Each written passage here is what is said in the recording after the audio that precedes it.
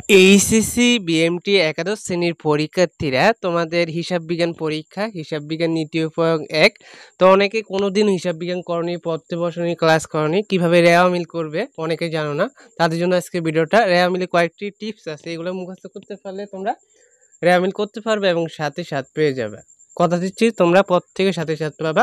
আমরা অঙ্ক ক্লাসও দিব আজকে একটু থিওরি নিয়ে, মানে কোন কোন টপিকগুলো তোমাদের মুখস্থ করলে এখানে তোমরা রেওয়া মিল করতে পারবে। দেখো এখানে রেওয়া মিলের ডেবিট পাশে যেগুলো যাবে আর ক্রেডিট পাশে যেগুলো যাবে এগুলো মুখস্থ করে নিবা খাতায় লিখে, তাহলে পারবা।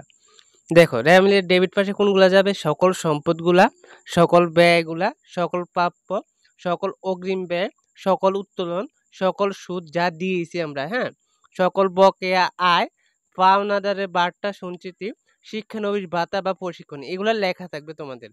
এগুলা যাবে কি রেওয়া মিলের ডেবিট পাশে, এগুলাই বেশিরভাগ লাগে, সচরাচর এগুলাই বেশি লাগে। আর ক্রেডিট যেগুলা দেখো, ক্রেডিট পাশে হচ্ছে এখানে সকল আয়সমূহ, সকল দায়সমূহ, সকল মূলধনসমূহ, সকল সুদ যা পেয়েছি, সকল প্রাপ্তি, সকল বকেয়া ব্যয়, সকল অগ্রিম আয়, অনুপার্জিত আয়, হ্যাঁ, অনুপার্জিত আয়, শিক্ষানবিশ সালামি, এগুলো মুখস্থ করবে ক্রেডিট পাশে এগুলা বসে। আর কিছু মুখস্থ করতে হবে তোমাদের, যেমন সকল সঞ্চিতি রেওয়া মিলের ক্রেডিট দিকে বসে, শুধুমাত্র পাওনাদারের বার্তা সঞ্চিতি ডেবিট দিকে হবে। যে কোনো সঞ্চিতি বললে রেওয়া মিলের ক্রেডিট পাশে হবে, কিন্তু শুধুমাত্র পাওনাদারের বার্তা সঞ্চিতি বললে ডেবিট হবে। প্রারম্ভিক টাকা কিছু রেওয়া মিলে আসবে না। প্রারম্ভিক যদি টাকা বলা হয় থাকে রেওয়া মিলে আসবে না, শুধু প্রারম্ভিক থাকলে আসবে।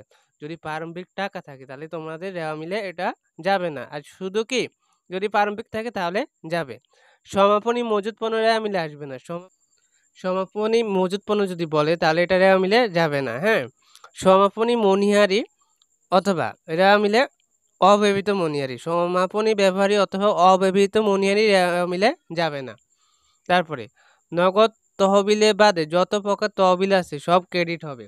নগদ তহবিল বাদে যত প্রকার তহবিল আছে সব ক্রেডিট হবে, আর নগদ তহবিল শুধু হবে ডেবিট। সমন্বিত ক্রয় রেওয়া মিলে থাকলে প্রারম্ভিক মজুদ রেওয়া মিলে আসবে না, সমাপনী মজুদ আসবে। দেখো সমন্বিত ক্রয় যদি রেওয়া মিলে থাকে তাহলে প্রারম্ভিক মজুদ রেওয়া মিলে আসবে না, সমাপনী মজুদ পণ্য আসবে, এটা মনে রাখতে হবে। তোমার রেওয়া মিলে যদি সমাপনী মজুদ থাকে, সমন্বিত ক্রয় থাকে, তাহলে প্রারম্ভিক মজুদ রেওয়া মিলে আসবে না, সমাপনীটা আসবে। আর এমনি সাধারণ নিয়ম কি, সমাপনী মজুদ পণ্য রেওয়া মিলে আসবে না। তো এই টিপসগুলা পর থেকে মুখস্থ করবা, তাহলে এই টিপসগুলো পর থেকে ভালো করে মুখস্থ করে নিবা। তুমি রেওয়া মিলের ডেবিট ক্রেডিট পাস কি কি বসে এগুলো জানলে রেওয়া মিল খুব অনায়াসে করতে পারবে। আমরা অঙ্ক ক্লাস দিব কিছুক্ষণের মধ্যে, তোমরা পেয়ে যাবে ক্লাসগুলো। এই জন্য তোমাদের একটু অপেক্ষা করতে হবে, চ্যানেলটি সাবস্ক্রাইব করে রাখতে হবে, বেশি করে কমেন্টে জানাতে হবে কোন অধ্যায় সমস্যা হচ্ছে, কোন অধ্যায়ের অঙ্কগুলো লাগবে। ধন্যবাদ সবাইকে, আল্লাহ হাফিজ।